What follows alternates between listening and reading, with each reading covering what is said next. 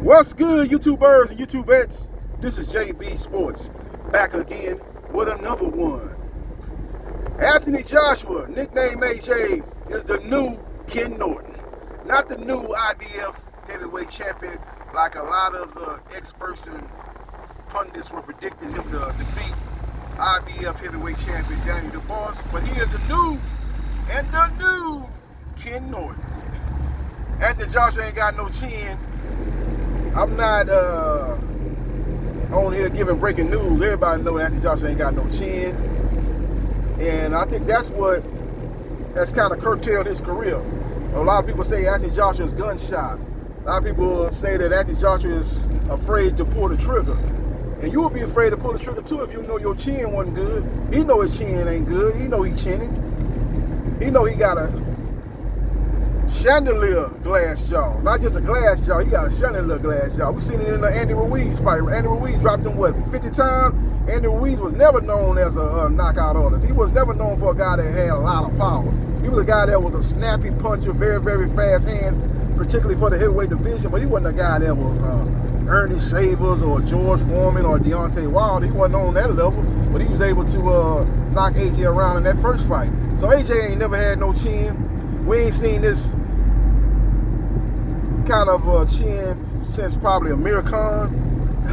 he got a real bad chin. He can't take a punch, and that's why he's been gun shy in previous fights. And it seems that when he got up under the tutelages of his new trainer Ben Davison, that he had kind of got beyond that, but it reared his ugly head. And I don't think he ever got beyond it. It's just the opponents that he had fought wasn't opponents that packed a lot of power. You look at he fought Otto Wallin, feather-fisted. He fought Forrest, feather-fisted.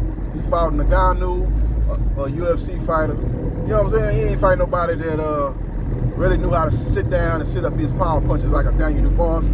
And Daniel DuBois took him to a dark place, took him down memory lane, brought them demons back, and AJ in that fight was afraid to pull the trigger, gun shy, because he got rocked in that first round. You really can't blame him. And then his legs never got back after that first round, and he showed a lot of heart, a lot of grit. He was able to rock Daniel DuBois in that fifth round, but he left himself open trying to go in for the kill and then got knocked out, got put to sleep like Daniel DuBois gave him some NyQuil. And with all that being said, where does AJ go from here? Well, he should go right into a Deontay Wilder fight, in my opinion. I heard his promoter, Eddie Hearn, the P. Diddy of boxing promoters, always in the video saying that they intend to exercise the rematch clause with Daniel DuBois. First of all, how he got a rematch clause when he the challenger and DuBois is the champion? If anything, DuBois should have had a rematch clause. That's crazy. Eddie Hearn, the master of the rematch clause. So they could exercise the rematch clause. Eddie Hearn said in the post-fight press conference that they could possibly fight Tyson Fury if he loses to Alexander Usyk, and that's still a big, big fight over there in the UK. So we'll just have to see what happens and see what transpires as far as what is next for the AJ. But we got a new sheriff in town, Daniel DuBois, who is the IBF heavyweight champion. His last 3 fights have been very, very impressive. Great names in his last 3 fights. He beat Gerald. Big Mouth Miller stopped him, made him quit, made him wave the white flag. Then he exposed an overrated Flip Herkovic, who got a gift decision, in my opinion, over Zane. He was able to make him wave the white flag. And then, by far his most impressive win, he was able to knock out Anthony Joshua, nicknamed AJ. Great display, great performance by Daniel DuBois.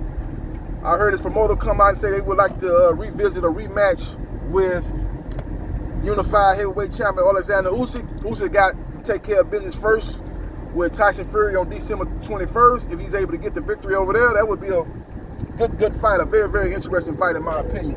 Because a lot of people thought that Daniel DuBois was robbed of a knockout over Alexander Usyk when he hit him in that very, very controversial low blow in that fight. The referee ruled it was low blow, and I think it was a low blow. And he allowed Alexander Usyk to recover from that, gave him enough time to kind of recover from that. He was able to continue what he had been doing before that low blow, outbox and outclass Daniel DuBois. So in a rematch, it might be a little bit different because I have seen some improvement under Daniel DuBois. His jab is much better. He was able to take away, nullify AJ's right hand for the most part. That was a problem in his last fight versus Flipping Herbervich. Had good head movement. He fought very, very good in the mid-range. He didn't smother his punches. He just fought a very, very good fight, a very, very patient fight. For a guy that had, 4 or 5 knockdowns against AJ, he never got over-aggressive. He stayed cool, calm, and composed, and was able to basically make AJ wave that white flag. Ultimately, AJ, the chin got exposed, and he got put to sleep. Once again, like Dubois had gave him some NyQuil. So we will see what happens, and we will see what transpires, but let me know in the comment section what you think AJ should do. Should he retire? Should he fight Wilder, or should he fight Fury? What should be his next fight? And what should Dubois do in his next fight? A lot of people are calling for a rematch with Usyk if he defeats Fury. Some people are calling for Dubois fight with McCollum, the new boogeyman of the heavyweight division. If I'm Dubois, if I'm the representing Dubois, I'm part of Team Dubois, I would not allow Dubois to fight McCollum. There's nothing in it for Dubois. That guy there is a problem. Big. He's the new George Foreman. McCollum. And right now, you're ahead of the game right now. You should be trying to fight one of the champions. You should be trying to fight the winner of Fury Usyk, actually. Even if it's Fury, you need to be trying to fight Fury. Even though they have the same promoter in Frank Warren, they should be trying to make that fight over there in the UK. So if I'm Dubois, if I'm Dubois' manager, or his trainer, or his promoter, I'm not looking at McCauley at all, not even a little bit. I'm looking at the winner of Fury and Usyk. Now, if AJ exercises a rematch, we can run it back with him, no problem. But them 2 fights I'll be looking at. I heard Zane call out Dubois after he knocked out AJ, and that'd probably be maybe the 3rd option. You know, if people over there in China can throw some big money for that fight, maybe go to the Tokyo Dome and put on that fight. You know, that fight was the location of one of the greatest upsets, not only in boxing, but in sports, when Buster Douglas knocked out, at that time, the invincible, the unstoppable Mike Tyson. So that would be a great venue. I think Inoue is probably fighting over there in his next fight at the end of the year.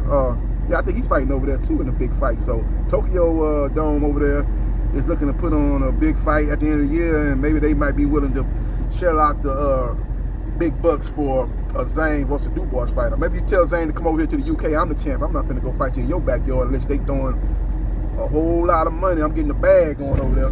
If not, we're gonna run it over here in the UK.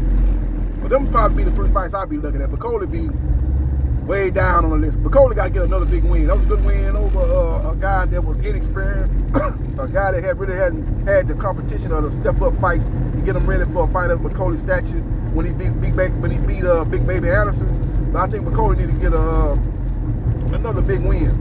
You know, if you can get a win over Zane, I'm talking about McCauley. If you can get a win over Zane, or maybe you fight a Joseph Parker and get a win over him, or maybe a Big Baby Miller or somebody like that, get another win, then I think you could be knocking on the door to fight one of the top champions in the weight class, whether it is a Dubois or a Fury or Usyk, whoever comes out victorious December 21st, and the winner fights Dubois, whoever comes victorious out of those 3.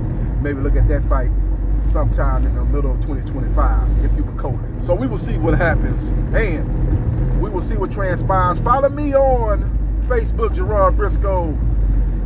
Follow me on X at BriscoeJai77071. Follow me on TikTok at JB Sports New Media.